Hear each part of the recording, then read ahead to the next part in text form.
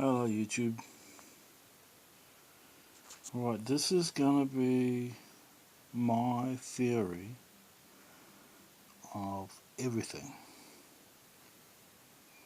So I want you to think about how we have DNA code and it is in our acid. Right, so in the universe there are only two things. So how do all things become? Well, first know the two things. The first thing over here, its name is alkali. And down here is another thing called acid. So what is alkali? Well, alkali is something that's from hydrogen. What? You're talking crazy. Okay, no, well, it's from vegetables, right? So you get trees, which are basically just more acid with slime stuff in it. It was cells, right? Had commands and things. So, I'm not discounting God's existence. In fact, I'm proving it. So here you see a bunch of sheet lines. We'll call those genetic code. But the other things are the cells. But the code must be there in order for the cells to know what to do. So what happened was the Spirit of God, being only the energy of the code, it was floating around, and there's something you need to know that's called gas, which is just like a floating thing that floats upwards with heat. But it's far apart, so there's a ball over here, a ball over here, way far away.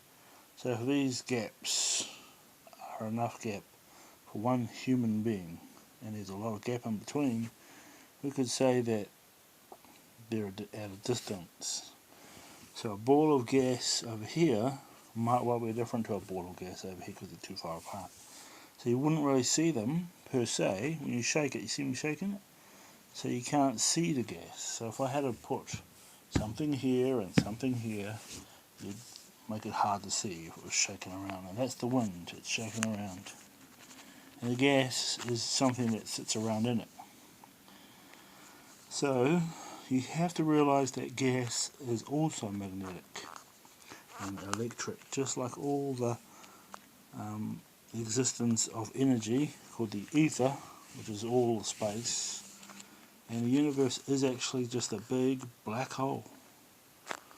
And what there is what stands out is always the resonance of these lines, and that's the signals, that's the frequency of the genetic frequency from the sound. So the sound, where'd sound come from? It's a byproduct of anything existing. Anything that possibly exists. So how did gas get to exist first? Well, vibration occurred. So what you see here is uniformity. But every single crooked line here is another quirk. So quirks created chaos.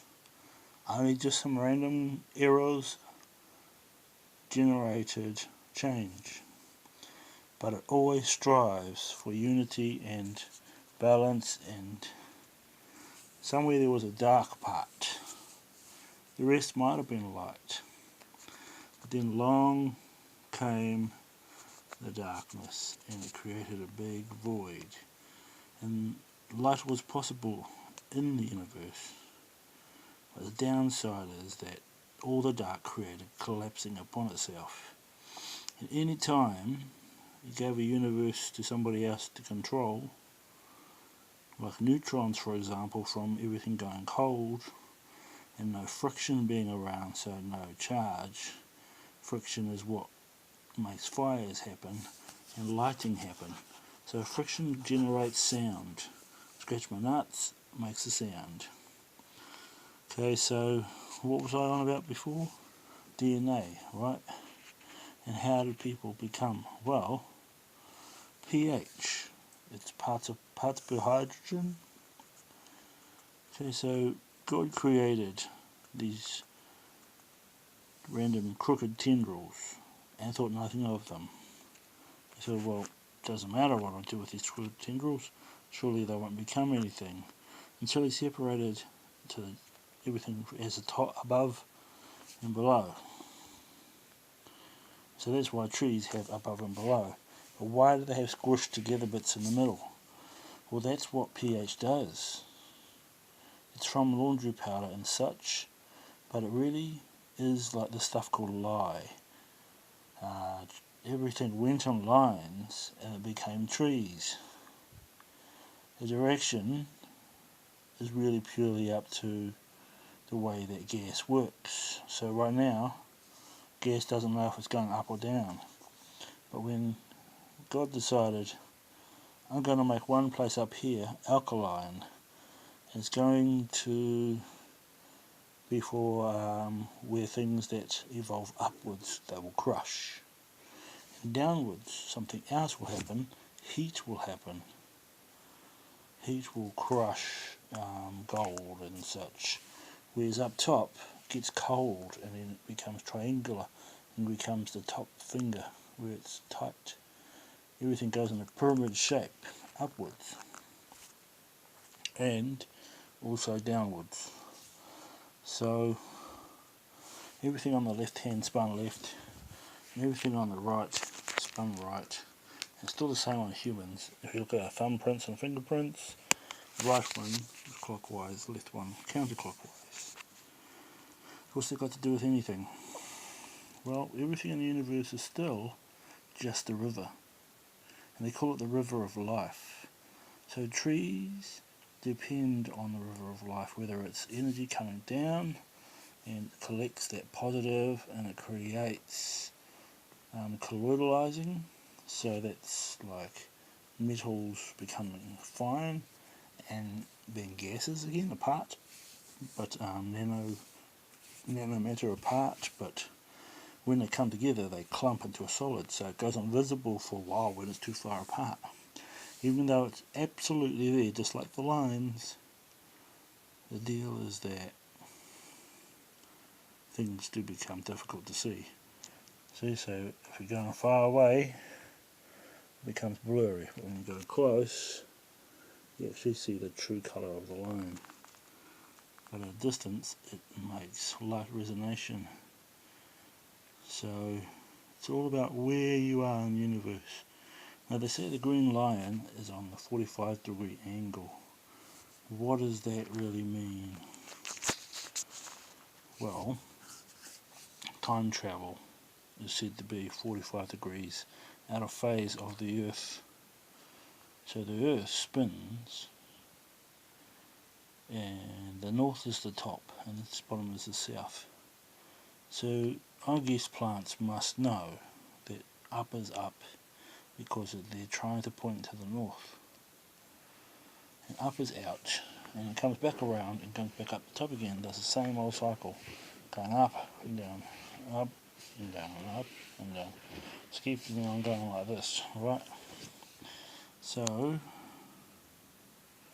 trees got a bit damaged by animals or whatever was running around in the middle. Sometimes chaos happens and condensing happens, coldness happens and it condenses. So it condenses and sometimes they all pile up and it lifts up and it gets up too high and then the water hardens like a rock. What happens? Eventually them rocks either tumble down and become crushed more, become diamonds, or they get a little pushed up high as they were diamonds that survived. But trees, when you burn them, so they go down, but then they burn. When they burn, they become this ash stuff. Then they purify it to this stuff called soot. And then that soot mixed with water, which runs downhill, creates lye, and lye is alkaline. Okay, so what's alkaline got to do with anything? Well, if you raise the pH with alkalinity, you cause the 10.78 pH where the doves happen, all these doves appear. So what is it? It's condensing.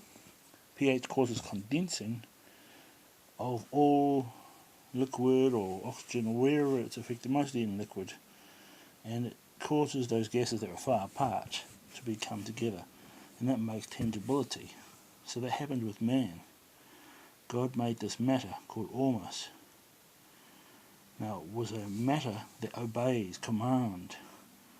It wants and desires to be part of the unity, like all of these dots. It wants to make program, it wants to be commanded. They all want to learn from each other, and they do copy each other, just like birds. They all want to fit in and survive. They want to make it in the world. They're born with no idea, but they come right here. So there's these things called orbs, and they're spirit orbs. Now my theory is that when all these energies clump together to create a being, those are the same as what ormus is. Ormus is a matter that you can command, and it will transform into the command of whatever it is. So that's just like interbreeding and breeding, which causes mutations like these crooked lines. So ormus is ORMUS, orbitally rearranged monatomic structures, which is pretty much this floaty diamagnetic material that obeys what you will it to be.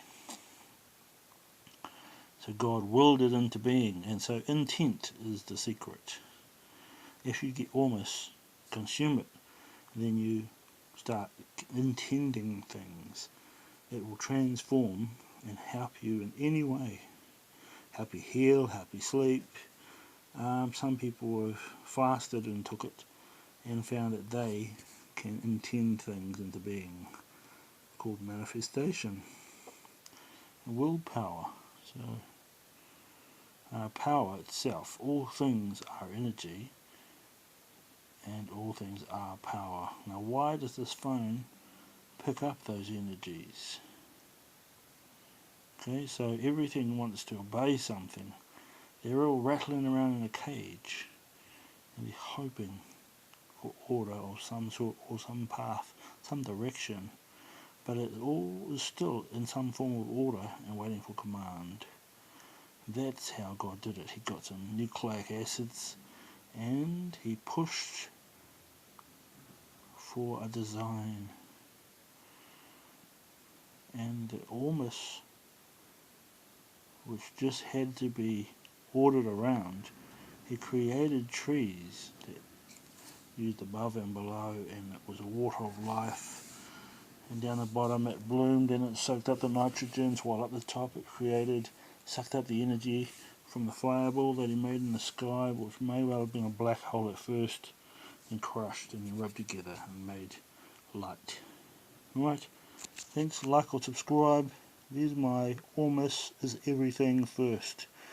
God willed it into being.